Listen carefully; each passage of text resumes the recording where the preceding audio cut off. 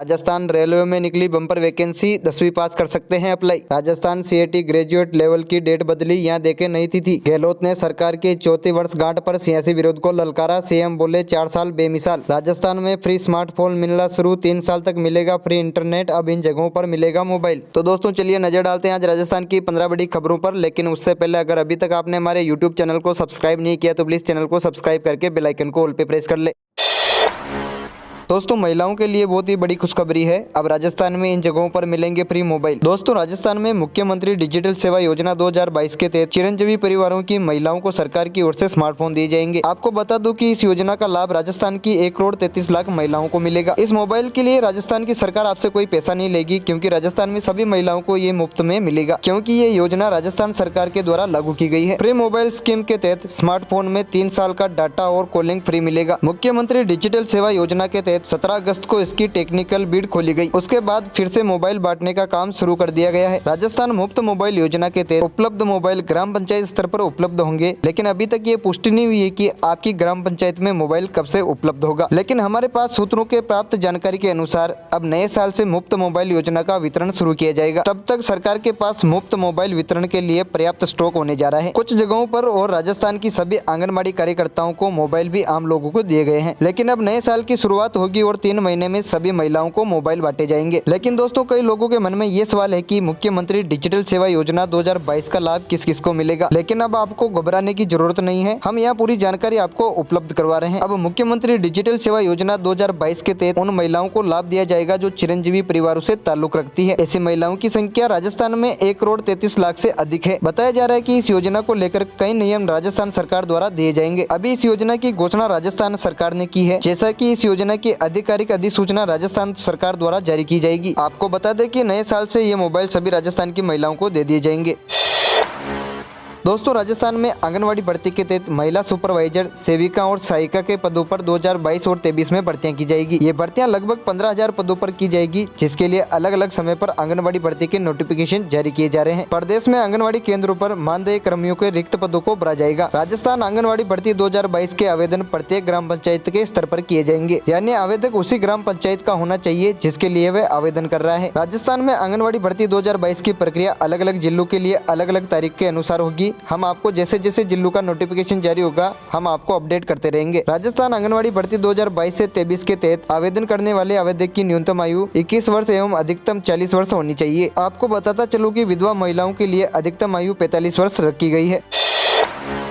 Rajasthan CET graduate level की date बदली, यहाँ देखे नई तिथि। राजस्थान कर्मचारी चयन बोर्ड ने सामान्य पात्रता परीक्षा ग्रेजुएशनल लेवल की नई परीक्षा तिथि जारी की है। अब यह परीक्षा 7 और 8 जनवरी को होगी, जबकि इसका पहला आयोजन 6 से 9 जनवरी तक को होना था। बदले परीक्षा कार्यक्रम के तहत अब 2 ही दिन परीक्षा का आयोजन होगा। अब 2 दिनों में 2-2 शिफ्टों में परीक्षा होगी। पहली शिफ्ट सुबह 9 से 12 बजे और दूसरी शिफ्ट 2:30 से 5:30 बजे तक की होगी। बोर्ड ने कहा कि एडमिट कार्ड जारी होने की तिथि अलग से जारी की जाएगी। राजस्थान में सीएटी 2022 के तहत 8 तरह की सेवाओं को शामिल किया गया है, जिनमें 2,996 पदों पर भर्तियां की जाएगी। सीएटी के परिणाम की वैधता 1 साल की होगी। परीक्षा कई शिफ्टों में होगी, इसीलिए इनमें नॉर्मलाइजेशन की पद्धति अपनाई जाएगी।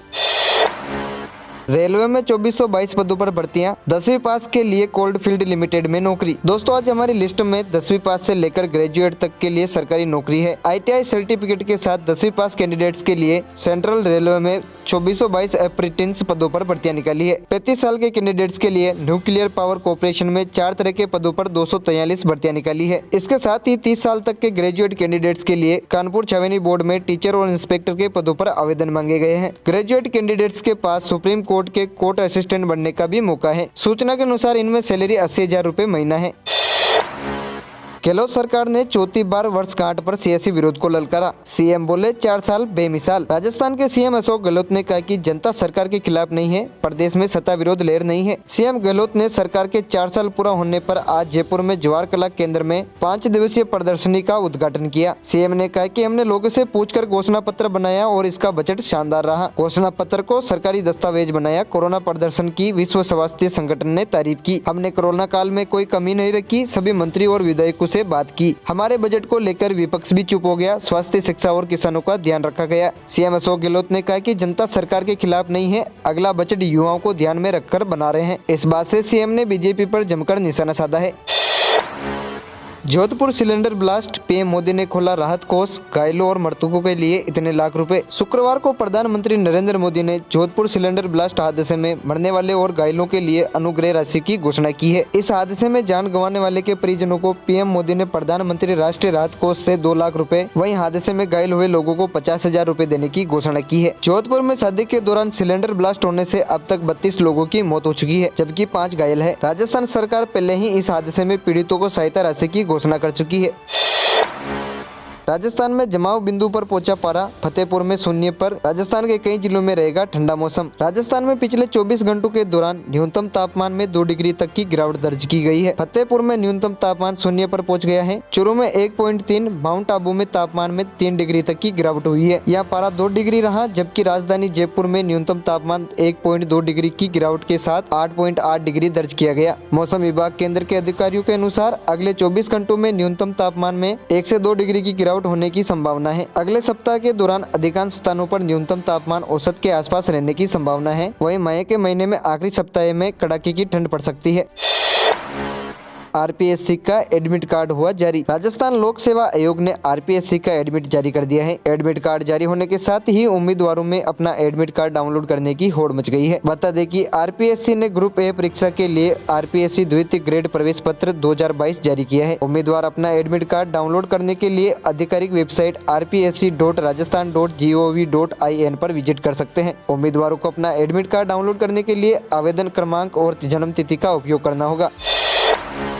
जयपुर में 4.98 लाख विद्यार्थियों की यूनिफॉर्म सिलाई का 19.25 करोड़ रुपए का भुगतान अटका। जयपुर जिले में 4,98,050 विद्यार्थियों का करीब 19 करोड़ 22 लाख रुपए का भुगतान बैंक खातों के आधार व जन आधार का लिंक नहीं होने से अटका हुआ है। इन विद्यार्थियों में से 40% विद्यार्थियों के आधार व जन आधार का लिंक होना बाकी है। इसके बाद ही राशि का भुगतान हो पाएगा। अपने खर्चे से सिलवा रहे ड्रेस शिक्षा विभाग से मिली जानकारी के अनुसार जयपुर को शिक्षा विभाग ने 26 ब्लॉकों में विभाजित कर रखा है। इन सभी ब्लॉकों में 3788 सरकारी विद्यालयों में कक्षा 8 तक के 4,98,050 विद्यार्थियों को यूनिफॉर्म का कपड़ा वितरित कराना था। हालांकि कपड़ा तो अधिकांश बालकों को मिल गया है, लेकिन अभी तक उनको सिलाई का भुगतान नहीं मिल पाया है। शिक्षा विभागों के आंकड़ों पर नजर डाली जाए तो अभी तक 57.98% विद्यार्थियों का आधार अपडेट हुआ है और 61.84 बालकों का जन आधार बैंक खातों में अपडेट हो पाया है।